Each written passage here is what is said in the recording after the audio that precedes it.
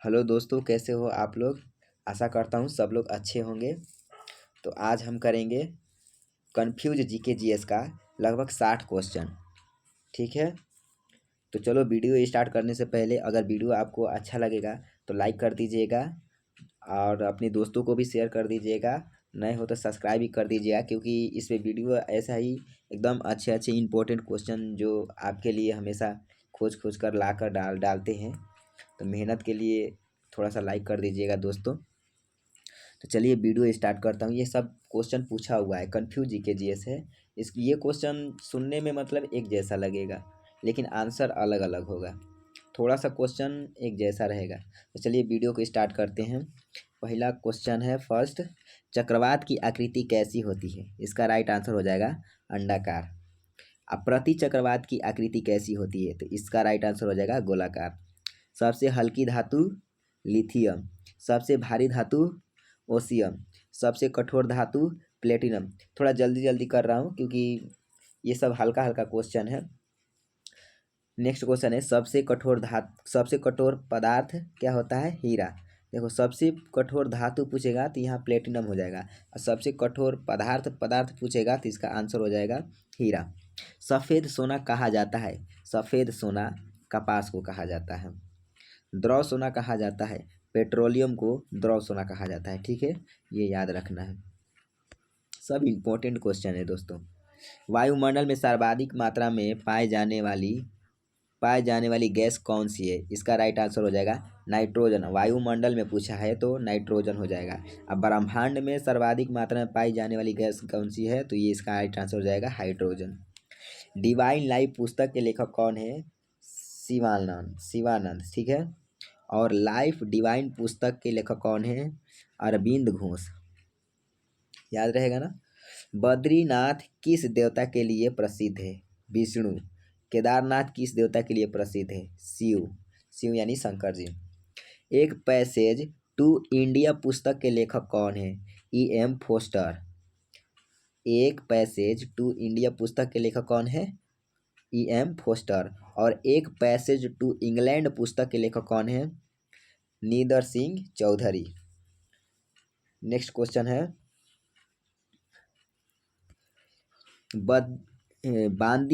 बांदीपुर राष्ट्रीय उद्यान किस राज्य में स्थित है।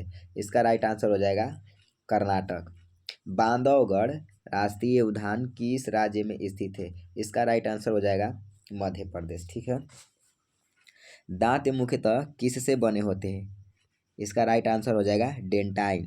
और दांत का शिखर किससे बना होता है। एनामिल से। दांत का शिखर एनामिल से बना होता है। देश बंधु किसे कहा जाता है। चित्तरंजन दास को। और दीनबंधु किसे कहा जाता है। C.F. एड्रियूज को। दीनबंधु C.F. एड्रियूज को कहा जाता है, और देशबंधु चित्तरंजन दास को कहा जाता है। ठीक है। नेक्स्ट क्वेश्चन है,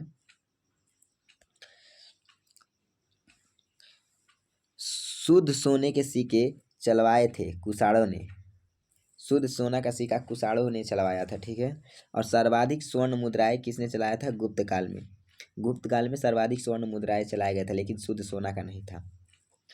नेक्स्ट क्वेश्चन है, शीशा का सिक्का चलवाया था। शीशा का सिक्का सातवाहनों द्वारा चलवाया गया था। ठीक है। आना का सिक्का चलाया गया था शाहजहां द्वारा। आना। नेक्स्ट क्वेश्चन, चांदी का सिक्का सर्वप्रथम चलवाया था चंद्रगुप्त द्वितीय विक्रमादित्य। ठीक है। नेक्स्ट क्वेश्चन है, रुपए का सिक्का भारत में पहली बार ढाला गया शेरशाह सूरी के शासनकाल में। रुपए का सिक्का पहली बार शेरशाह सूरी के शासनकाल में ढाला गया था। भविष्य का धातु कहा जाता है टाइटेनियम को। भविष्य का धातु कहा जाता है, और भविष्य का ईंधन हाइड्रोजन को कहा जाता है। इसको आवारा गैस भी कहा जाता है हाइड्रोजन को। सबसे लंबी तटरेखा वाली भारतीय राज्य कौन सा है। गुजरात। गुजरात में सबसे लंबी तटरेखा वाला भारतीय राज्य है। ठीक है।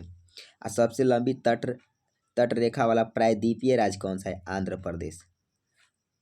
आंध्र प्रदेश इसका राइट आंसर हो जाएगा। ठीक है।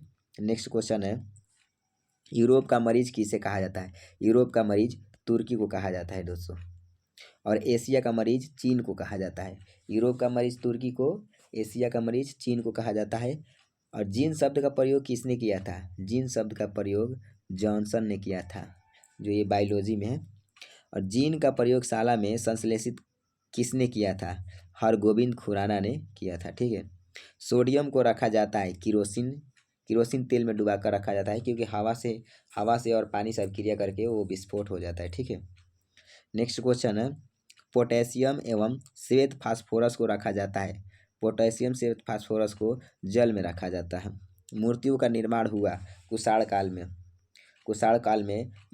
मूर्तियों का निर्माण होता था और मंदिर का निर्माण गुप्त काल में हुआ है।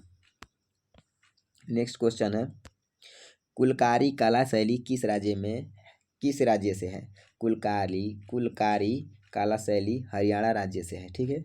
कलमकारी कला शैली किस राज्य से है? ये आंध्र प्रदेश से हो जाएगा।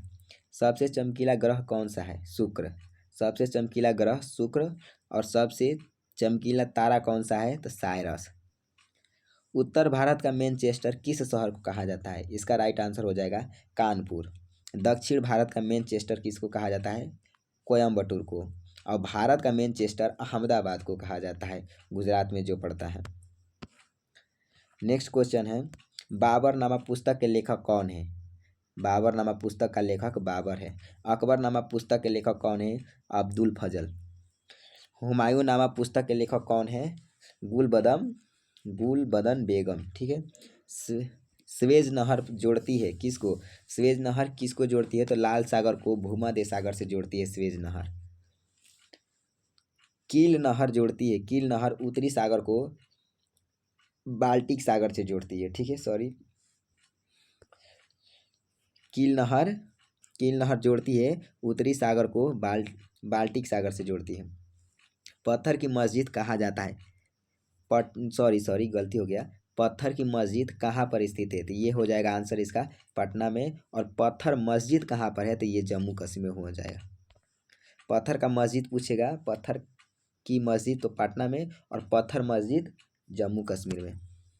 भारत का नेपोलियन किसे कहा जाता है? समुद्रगुप्त को भारत का नेपोलियन कहा जाता है। भारत का शेक्सपियर किसे कहा जाता है? इसको कालिदास को कहा जाता है। राज्यसभा के सदस्यों का कार्यकाल कितने वर्ष का होता है? इसका राइट आंसर हो जाएगा 6 वर्ष का। और लोकसभा के सदस्यों का कार्यकाल 5 वर्षों का होता है। सफ़ेद हाथियों का देश किसे कहा जाता है? थाईलैंड को सफ़ेद हाथियों का देश कहा जाता है।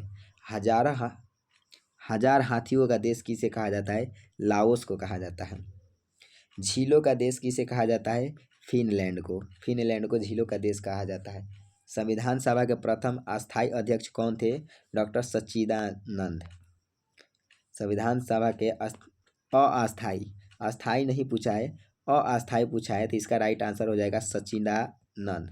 और अस्थायी पूछेगा तो इसका हो जाएगा right answer Rajendra Prasad, doctor Rajendra Prasad. Bengal विभाजन कब हुआ था? तो 1905 में। लेकिन 1905 में बंग भंग आंदोलन भी हुआ था। इसमें पूछा है कि बंग भंग आंदोलन कब हुआ था? 1905 में। तो आज का इतना ही क्वेश्चन था। क्वेश्चन कैसा लगा कमेंट में ज़रूर बताना। अगर अच्छा लगा हो तो लाइक कर देना, नहीं तो डिसलाइक भी कर सकते हो। उसका कारण ज़रूर बताना कि डिसलाइक क्यों किए हो। धन्यवाद।